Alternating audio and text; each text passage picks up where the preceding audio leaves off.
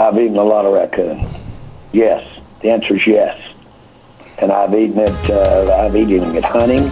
I've actually had it served by my mom at the table away from hunting. And I have eaten raccoon. And yes, it's not uncommon at all. I'll tell you something that is one of my favorites, is squirrel. And it's wonderful, and my mother could do a great job of it. And we all had our favorite pieces, and my dad and sister, I have one sibling, a sister, and they would fight over, not fight, but my mom and I, they were just, my sister and I as far as siblings, my mom and I wouldn't even ask for the brain in a squirrel. Oh, man. And delicious, seriously. My dad loves cow brain. My sister always got it, or my dad.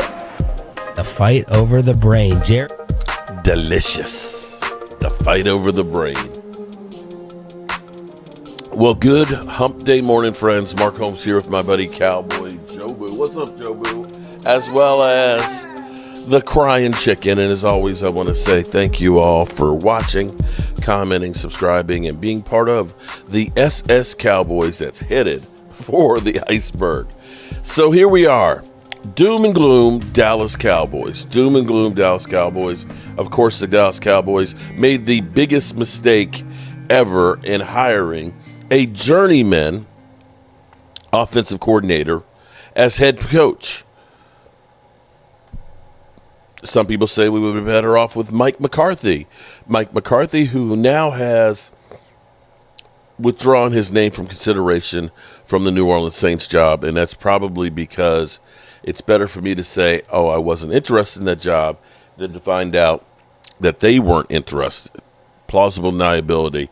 You know, I'd rather take the year off, refocus, and go back into the building and get working on analytics. That's where we are with Mike McCarthy. And I dare say that the Joneses had a bit to do with that, because the Cowboys, when they don't want you, they don't want anybody else to have you either. So they always make it difficult when you leave as a Dallas Cowboy. They do not like that. As they say, they want people who want to be here and will bend over backwards to all the bullshit that is being part of the Dallas Cowboys. And so now the Cowboys are beginning to round up their staff. And, you know, there's a couple of things, patterns that the Cowboys have. And in bringing in Matt Eberflus, surprisingly, was also a former head coach, just like Mike Zimmer was.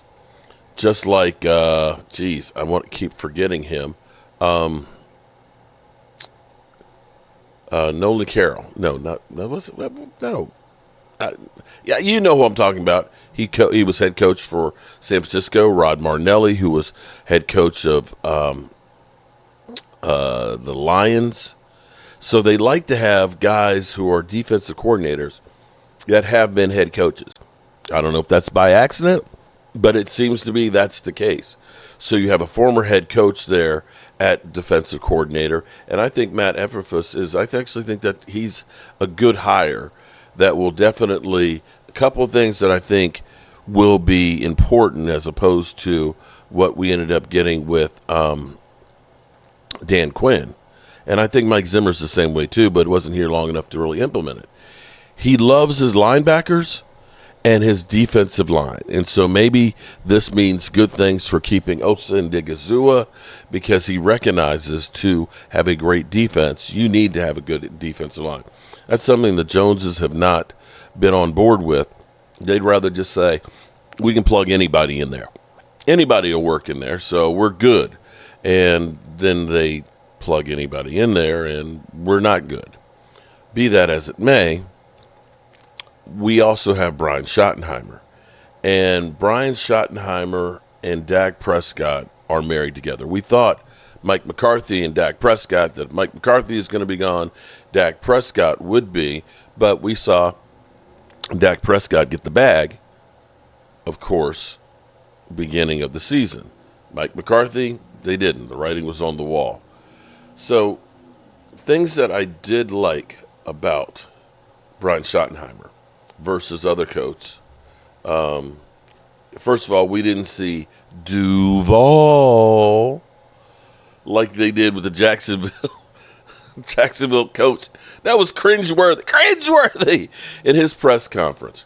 Now, the Cowboys believe that there's teams, all the teams out here that are hiring rookie head coaches, that their situation is better than those that hired other rookie head coaches because Brian Schottenheimer, and I'm going to say, and people are going to say that you're just toting the line for the Joneses. You might as well be part of the regular Dallas Cowboy media. Well, okay, say what you want to say. I don't care. But they do have a point in, I'm going to say, if you take Ben Johnson, who's going to the Jets, in that situation there, he's starting from zero right now. Now, he's been there for a week, so he's at least had some time to start dealing with the paperwork. We got the Senior Bowl and things right now this weekend, so you've got that coming up, and you want to be able to get there, start talking to players, and so on, get to know them, and figure out who you're drafting. You got to figure out who you want to keep. So he's just beginning to get knowledge of all those players. Same thing with Aaron. God, I'm having brain farts. Aaron Glenn. He's just getting there with the Bears and finding out where his office is and the personnel and everything else. You have at least a relationship starting out. So Brian Schottenheimer is ahead of the curve of the other rookie quarterbacks. Now, where it may be behind is you may not have the backing like other teams will do to make you better. They may go and say, what do you need? And let's go out and get you the best thing that we can for that. It may end up being, he says, here's what I need, and the Cowboys, well, you're going to do more with less. But at least from that standpoint, the Cowboys are starting in a better position. The second thing I'll say is, they poo-poo Brian Schottenheimer's experience, right? They'll go ahead and basically tell you, well, he's been an offensive coordinator in all these places, but he hasn't been a head coach. Well, let's take a look here. He's been offensive coordinator with the Jets, 2006 to 2011. And I believe, wasn't that when the Jets were actually making AFC championship games? Hold on. Hold on. Wait a minute. Let me look at that. The last time the Jets were in the AFC championship game.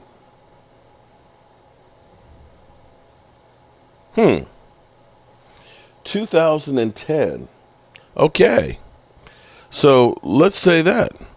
They have qualified for the postseason 12 times and reached the AFC Championship game 4 times, most recently losing to the Pittsburgh Steelers in 2010. So guess what, people? He was the OC for the Jets when they were going through and making the AFC Championships with butt fumble, Mark Sanchez. He went to the Rams and was there with them until 2019. Wait a minute. Hold up. Weren't the Rams in the Super Bowl? Oh, hang on. Rams Super Bowl years?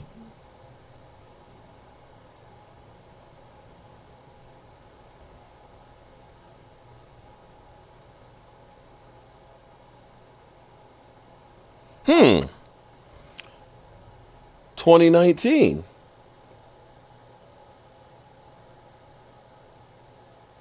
Oh, no. I'm sorry. I'm getting blind. 2019, he was with Seattle. But he was with the Rams for 3 years. That was pre-Sean McVay. And then Seattle for 3 years. Now, Seattle, they actually ran the ball really, really well. And Russell Wilson was so good that he ended up getting that mega trade to go to Denver. And then he was here with Dallas, where with Dak, where Dak had 36 TDs and 4,500 yards and was runner-up. So, they'll tell you that, well, there was a time he was at Jacksonville, and Jacksonville was terrible and yada, yada, yada, which is true. But Jacksonville was just bad all the way around. Now, we can go through and we can look at, let's see, is this, nope, that's the wrong thing. That's the Detroit Lions offense. Hold up. Let's get Ben Johnson's stats. So Ben Johnson, Boston College, as a graduate assistant tight end. Miami, offensive assistant quarterback coach. So until 2017, he was just an assistant coach. He finally was the wide receiver coach in 2018, and then he was offense quality control, tight ends. And for the last 3 years, he was offensive coordinator for the Lions. And I dare say, are we saying that that's more experience than, is that more experience than Brian Schottenheimer? I can't say that it is. And you basically have the same thing with Aaron Glenn. Aaron Glenn, former player for like 16 years, but basically he's worked his way up. The real experience they've had is just the last 2 years. And I'm not saying that Brian Schottenheimer is a better coach and things like that. I'm not going to say that. Time will tell. And it's hard to look at where the Bears are starting out, although the Bears do seemingly have, a number one pick quarterback and who's younger and have had a lot of high draft picks over the years and seemingly have a lot of talent that just needs to be coached up. The Cowboys have a lot of holes all over the place. The Jets have had great personnel, have tried to bring in people and things like that. Don't know if Aaron Rodgers will still be part of the mix, but he is getting old and not the player that he was. We'll see what they do. And then you've got my man down in Jacksonville who's talking about Duval, which is kind of crazy. So from some regards, I can't look and say that Brian Schottenheimer is worse than any of the other rookie coaches that are getting jobs. But let's be clear here. Dak and Brian Schottenheimer are tied at the hip. Here's what I really liked about Brian Schottenheimer is too many times a coach will come in and they'll have their philosophy. They'll have their offense or their defense and things like that. And this is what we're going to do. But sometimes you don't have the right personnel to do that with. And so you have to be flexible to say, it's kind of like these days where food prices are going through the roof, right? And you're thinking, man, I don't want to go buy no eggs, man. Damn eggs are $10 a dozen and shit. And you look in the cabinet in the refrigerator and you try and find out, what ingredients do I have? What can I make for dinner? Trust me, that's me all the time. Well, here's some chicken over here. I do have some cheese. Wait, maybe I think up in the cabinet, I got some spaghetti sauce. So maybe I can make some chicken parmesan. Bam. There you go. You got to use what you got to make the meal. And sometimes you don't have what you need to make a meal, and teams will try to do what they believe in without having the personnel. The example would be Brandon Wheaton. Brandon Wheaton couldn't go to his left. He could not throw to his left to save his life. When Tony Romo got hurt, they kept running the offense like Tony Romo was out there and kept having Brandon Wheaton go to his freaking left, where he'd always throw an interception. And they kept doing the same stupid thing. When you lost Tyron Smith and you bring in Chaz Green, you just assume, well, Chaz Green can do what Tyron Smith does. And instead, the Cowboys give up 8 sacks. And you've got to be able to go with the flow. Joe Gibbs, who came from the first real modern passing offense, Air Coryell, goes to Washington, and he doesn't have the personnel to go ahead and do that. Art Monk was more of a possession receiver. He wasn't like a Charlie Joyner. They didn't have a dynamic tight end like Kellen Winslow. They didn't have a running back like Chuck Muncie. They had a slow, prodding running back like John Riggins.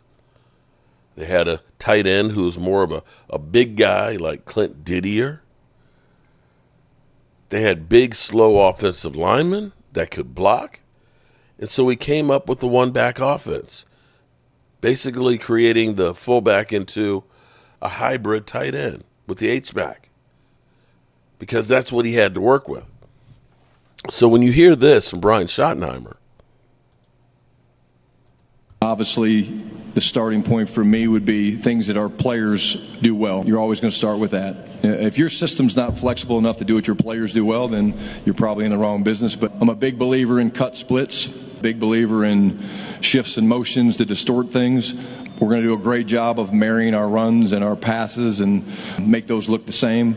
I'm proud to say that 2 different times in my career as a coordinator, we led the league in rushing. And they go hand in hand. The running game and the action passing game go hand in hand. that, my friends, is all you really need to hear. He understands the running game goes into play action hand in hand. If you're not flexible with the talent that you have, you're in the wrong business. Motion, cut splits, this is a more modern offense. Basically trying to figure out where the defense isn't. Too many times with Jason Garrett, it was like the 90s that we can just bowl over people.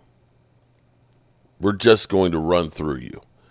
And the 90s, sadly, you don't have a juggernaut team any longer like you did in the 90s, where you were just physically bigger, stronger, faster than everybody else. So with that, let's finish this off with a little bit more here. I like listening to this. His game. Well, before I respond to that, I'd like to go back with one thing, Nick. Like, I'm not doing this by myself. I've got the incredible support of Jerry, Steve, and the Jones family. The young men that are sitting behind you, we're doing this together. So my message to the Cowboys fans and community is we're going to do this together, and we're going to build this thing the right way. We're going to get the culture right. The X's and O's will come. That doesn't matter. But the support and the work ethic of these guys that sit behind me, incredibly humbling that they know what it takes to win too. So it's not just me. It'll be me and the staff. Your second question, I apologize, was? You've worked with Dak for the last 3 years. What do you feel like you can get out of him? What do you feel like he can get out of you as well?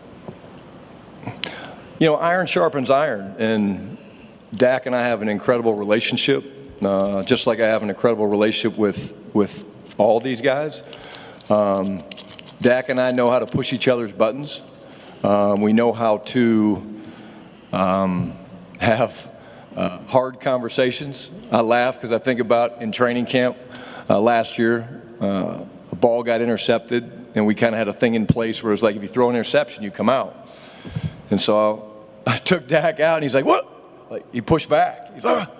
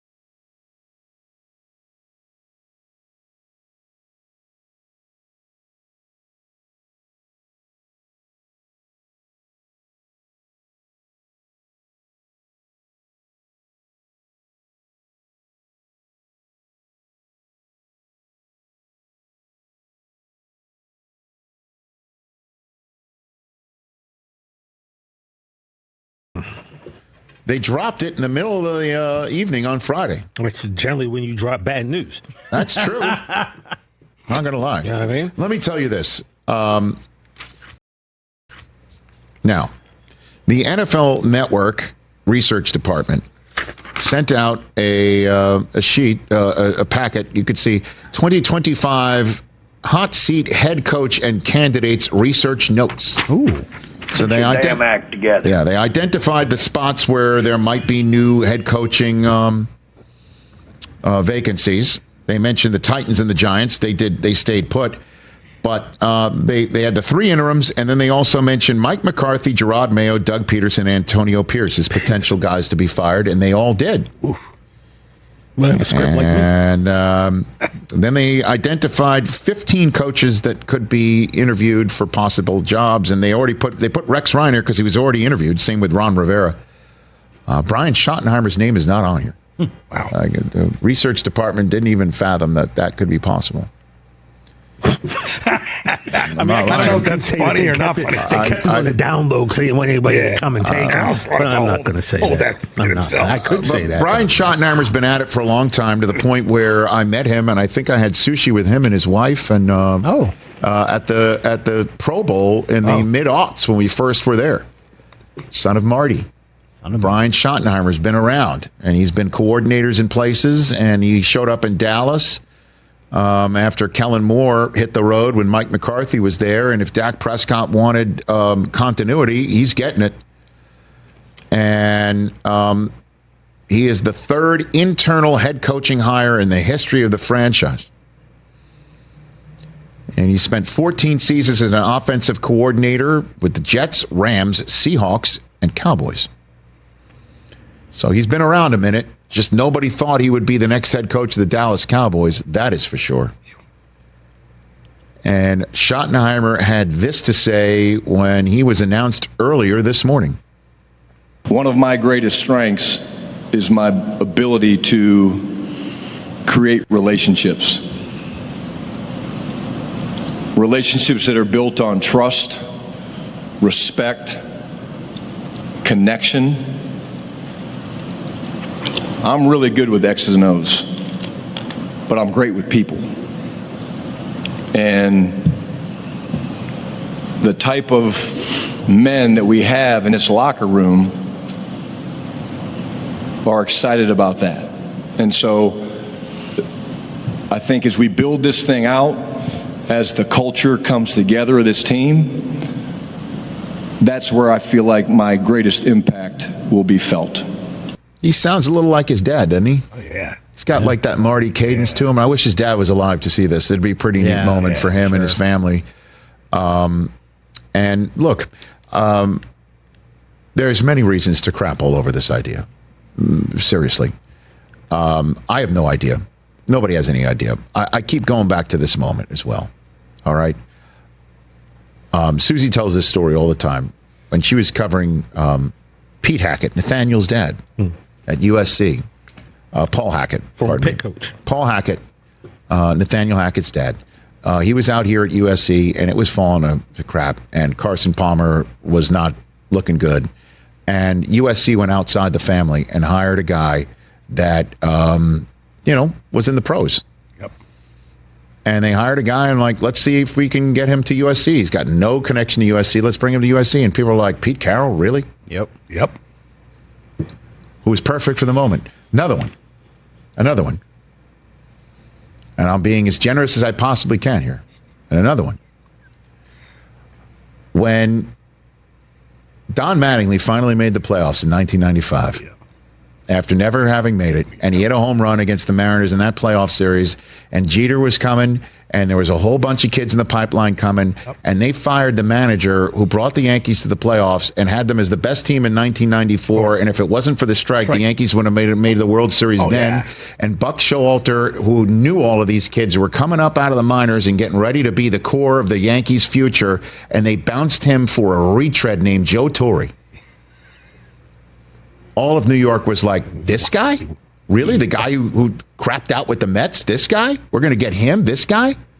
Turned out to be perfect for the moment. So for anybody out here saying this guy's going to be garbage or crap, We have no earthly idea.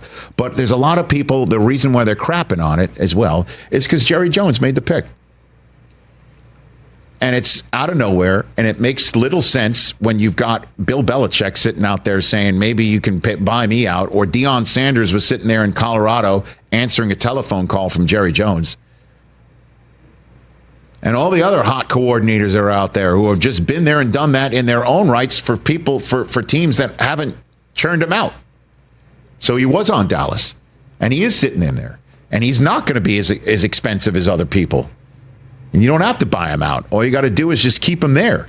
And his press conference can have 5 people sitting in it while there's a million around this guy, the owner. So people wondering what his intentions are.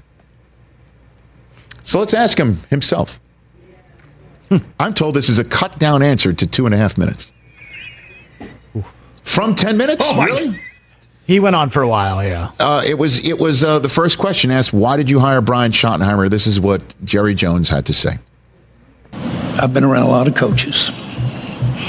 As a matter of fact, I wanted to be a coach. Except I wanted to live better than I thought coaches live. I wanted to drive a little bigger car, and I wanted to fly in an airplane. Had I known what I'm paying them now, I'd have been a damn coach. I have a good background in the makeup of what a coach is. To think that you could make a decision in an interview and not have talked, if you didn't and hadn't ever communicated or had a visit, I wouldn't dare have had an interview unless I talked to many, many people that knew that person. Now, I get my proverbial ass kicked over needing people in my comfort zone. Without this thing being about me in any way, if you don't think I can't operate out of my comfort zone, you're so wrong. It's unbelievable. This is as big a risk as you could take. As big a risk as you could take. No head coaching experience. Now, let me share something with you. With all of that, you've just heard him reference his osmosis, his family. Anybody in this room that doesn't believe the apple doesn't go far from the tree has missed it someplace down the road. I've read where I don't have a penchant for risk taking. If you really knew my score sheet, you would see that I've taken more risk in the last 5 years than the rest of my life put together. And sometimes I don't know when I look in that mirror why the risk is taken. With it there. And what I would say for the fans is that, yes, to some, and it might be couched as a less than glamorous hire. What I would say to you is I got here taking shots and not shoddy shots. All right. Now, that sounds like that was written by Taylor Sheridan, right? That's what I mean. I don't know. And unfortunately is that, that message that Jerry Jones delivered, written by Taylor Sheridan, was delivered to a patient that didn't do very well afterwards. Spoiler alert. But listen, it is a risk. That's for damn sure. It is a risk to go ahead and go with somebody who's never done it before. But the good news is, unlike his previous hire, when he says, I've watched every snap of offensive football over the last couple of years from the Dallas Cowboys, true. you know he has. Yeah. Because he was there coordinating it. Yeah. As opposed to the predecessor, who kind of Biff Lomaned his way into the spot in that regard a little bit. Look it up.